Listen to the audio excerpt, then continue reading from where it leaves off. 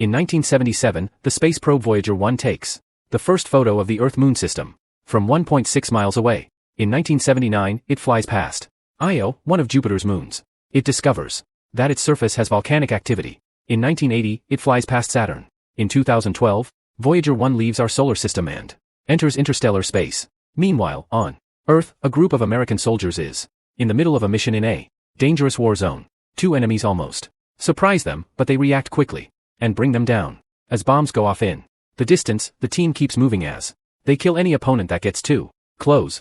They take some stairs to reach a balcony and the snipers get into position to start shooting enemies from above. The rest of the team searches the building to kill every man in their way. Dozens of men fall one after the other, with no mercy until the building is clear. Afterward, the team takes the street again and sees jets fly above town as they continue to kill enemies. Unfortunately, when they turn around the corner, they find a full squad of foes already waiting. The group rushes to take over and joins the shootout. But no matter how many men they bring down, the squad is too big for them to have any chance at winning. They decide to retreat. However, as they start moving back, a soldier gets shot and Rhodey has to pick him up. Nobody stops shooting as they run, taking cover in any spot they can find while killing more and more men. Rhodey wants to take care of his friend's wound, but he has to keep shooting to protect himself. By the time he checks on the wound again, the soldier is dead. Another enemy squad is coming and the team is cornered at the end of the street. So, they use the radio to try to request help. Suddenly, the area goes dark and a red light appears among thick clouds in the sky. Both teams stare in shock as the light reveals a mysterious machine that shoots a beam, killing the entire enemy squad with just one move. Then, the light turns white and charges for a few seconds before emitting a great amount of voltage. The lightning hits the American soldiers and drags them into the machine where an alien restrains them to put them through some experiments. The soldiers see flashes of their old lives in the last battle before passing out. Sometime later, the team is frozen inside a strange device. Suddenly, the machine is turned off and the soldiers wake up as they are ejected. It takes them a moment to recover as they throw up all the liquid in their lungs. Jax recognizes it is stasis resin, which should dissolve quickly. However, he doesn't know why he has that knowledge. The team doesn't know where they are and thinks maybe the Russians or the Chinese kidnapped them. But the writing on the machines isn't from Earth. Reyes finds a plaque with their names and unit designations, but he doesn't understand why he knows that either. All their guns are topped off, and the last thing they remember is the shootout on the street, followed by the lightning. Leader Kelly says they should get moving before their kidnapper finds them.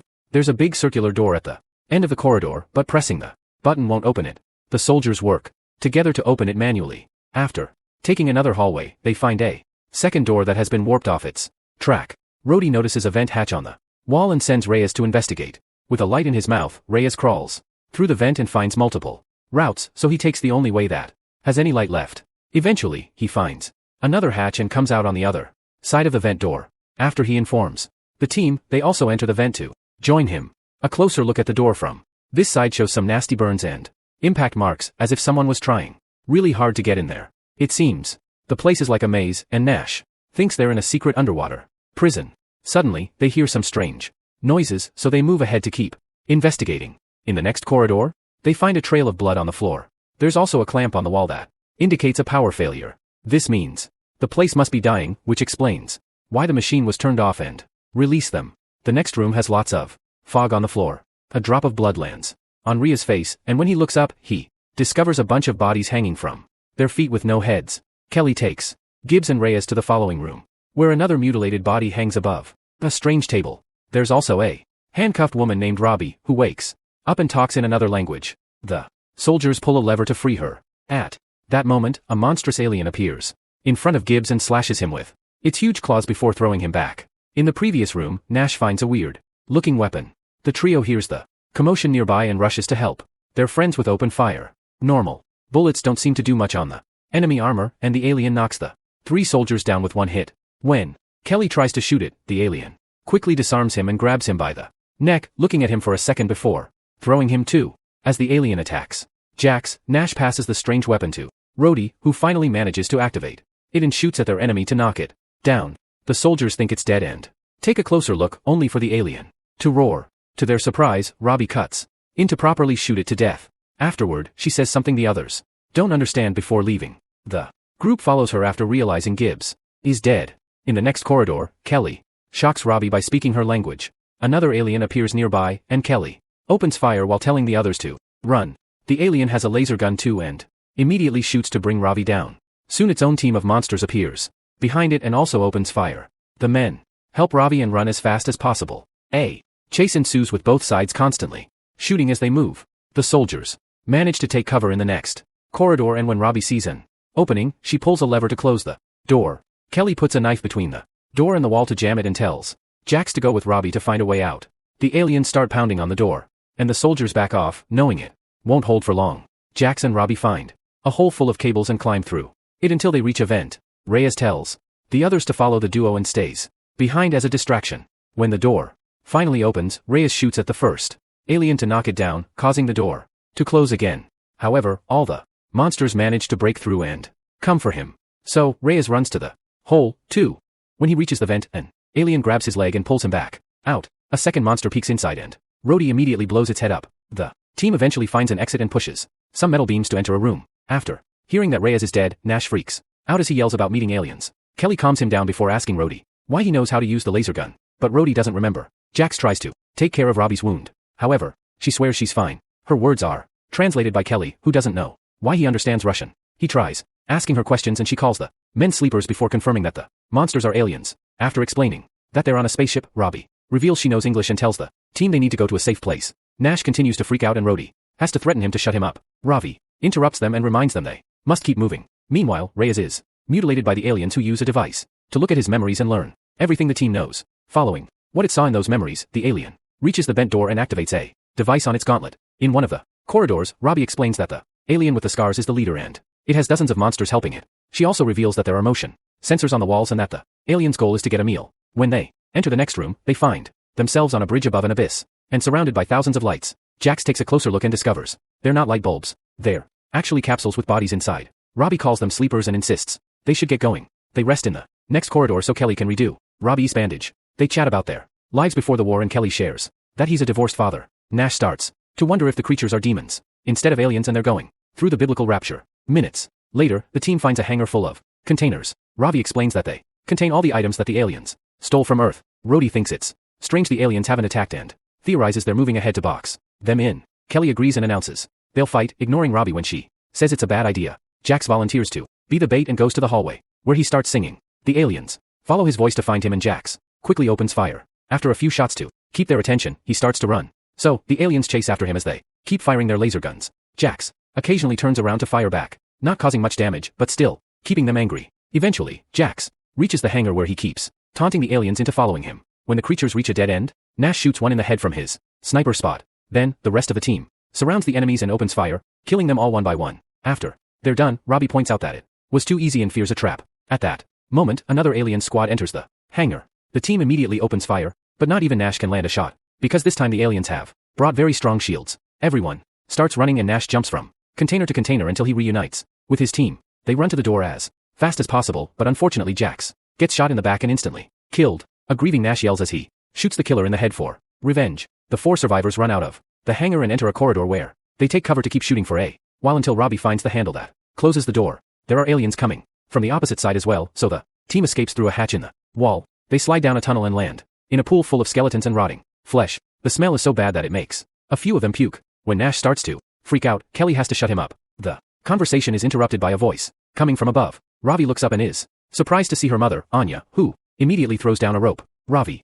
climbs up and the women reunite with a hug. The soldiers use the rope, too, and Kelly notices Anna's uniform, which indicates she's a Russian soldier. Anya guides the group through the corridors, always making sure to avoid the sensors on the walls. She takes them to a hatch on the floor, and they go down to the basement where Anna locks the door. All the walls have been decorated with art. Kelly shares how his team woke up, and Anna explains it was a trophy room. They only got to escape thanks to the machine malfunctioning. She's lost track of time since she was kidnapped, but she thinks she's been here for around 20 or 30 years. The soldiers realize that Ravi was born on the ship. Then, Anya reveals that there was an invasion. It turns out that Voyager 1 had a map to invite friendly aliens to Earth. However, these evil creatures found it and used it to invade. First, they kidnapped the world's greatest military strategists and connected their devices to the human minds to gather intel, which means the soldiers were frozen in the machine for decades, too.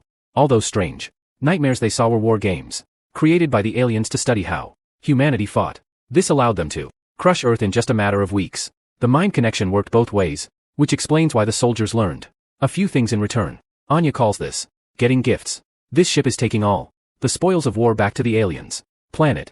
It was Robbie's father who sabotaged the reactor and caused the machines to fail. Usually, Anna doesn't share with sleepers. That's how she stayed alive for so long. However, her team died during the sabotage mission, and now she needs the soldiers' help. Anna's gift is hearing the creatures from afar and understanding what they're saying, and she knows they're trying to repair the communications relay. If they contact their home planet, even more aliens will come, so they have to stop them. The soldiers take a moment to rest, and Nash says that they'll never go home. Kelly looks at a picture of his daughter and realizes she must be around 40 years old if she's alive at all, which makes Rhodey think about his kids as well. The team decides they want to fight and organize a plan with Anya. They think there are around 24 aliens left, and the comm center is on the top deck where they're strongest. The vents can take them there, although the aliens will detect them immediately. Luckily, Anna has a bunch of explosives they can use. The group crawls through the vents to reach the top deck. Rhodey and Kelly agree to keep the aliens distracted while Nash and the women set up the explosives. Anya also gives Kelly a stolen gauntlet that will allow him to use a shield. The group splits and Nash's team soon makes it to the main room where they watch the alien guards from a balcony. In the corridor, Kelly and Rhodey find a sensor covered in blood, so they look for a second one. Soon, an alien receives the alert on its gauntlet. Kelly even shoots at the sensor to taunt the enemy. The guards in the main room are called away so Nash's team can finally come out. While he keeps watch, the women install the explosives. Kelly and Rhodey hide when they hear the guards coming and wait for the right moment to shoot them both from behind. Backup quickly arrives with open fire, so Kelly activates the shield, which allows him and Rhodey to keep fighting. An alien grabs one of its teammates to protect itself and pushes ahead, forcing the men to run away. They hide in a different corridor, and the shootout continues. However, one of the aliens detects something on its gauntlet and makes half its team go in a different direction.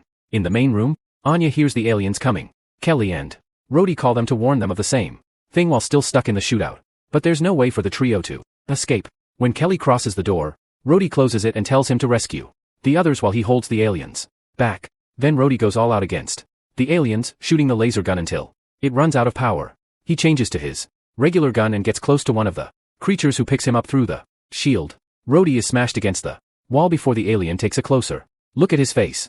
He uses that moment to drop 2 grenades, causing a huge explosion in the corridor that kills him and the aliens surrounding him. The other half of the alien squad makes it to the main room and the humans open fire to bring down as many as possible. At first, they do well, but sadly more aliens with shields arrive. Anya makes Robbie leave and asks Nash to protect her. A bigger alien also shows up and opens fire to bring Anya down. Ravi cries out for her mother and Nash has to drag her away when he sees Anna take out the detonator. The explosives are activated and the resulting explosion blows up the whole room, bringing down the huge machine and all the aliens around it. In the corridor, Nash sees more aliens coming and makes Robbie hide in the hatch. Then he starts yelling as he runs so the aliens chase after him. Without noticing the girl, he stops running at a dead end where he starts singing the same song as Jax. Nash shoots down as many aliens as he can and wonders if he should activate his explosives, too. However, he's determined to survive, so he pulls out his gun again. Once she can't hear any more noises, Robbie comes out, only to find an alien nearby. Meanwhile, Kelly is shocked to find a room filled with humans locked in cells, begging him for help. When Kelly turns around, an alien knocks him out. He dreams about his daughter being happy on Earth, only for the aliens to suddenly kidnap her, too. When Kelly wakes up, he's in one of the cells. Robbie is in the neighboring one and has to tell him that the others didn't make it. The aliens enter the room and grab Kelly by the neck to push him against the wall. Then they drag him through the corridors and take him to the strange table from earlier where they hang him upside down. The alien grabs a blade and gets ready to strike. But at that moment, it sees Nash hiding inside the table. With just one shot to the head, Nash kills the creature. Afterward, the duo makes their way through the corridor, killing any alien that comes too close. They reach the cells and Kelly opens them to rescue the prisoners. More monsters are coming, so Nash opens fire with a laser gun, bringing down enemy after enemy. After all, the prisoners are out. The soldiers close the door and run away with Ravi. Soon, the aliens catch up to them, so the trio takes cover behind a wall and fires back. The humans are slowly running out of bullets, so Nash throws his belt with all the grenades, and Kelly closes the door to stop the resulting explosion from hurting them. 2. Nash rests against another door as he celebrates their victory, only to suddenly be stabbed by a blade. The alien leader enters the room, so Kelly tells Robbie to run before taunting the creature to keep its attention on him. He picks up a blade, too, and starts fighting the enemy, who keeps bringing him down with blow after blow. The alien even throws Kelly against the roof before throwing his weapon, which Kelly has to dodge. Next, the alien activates his shield to hit Kelly with it, too.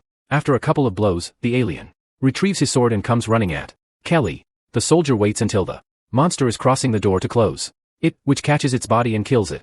Seconds later, Kelly reunites with Ravi, who is too scared to go out. Kelly moves first and she follows him to discover they're on Earth, which has become a wasteland. Make sure to subscribe our channel Cinema-Fathom and turn on notifications so you can watch more videos like this. Thanks for watching.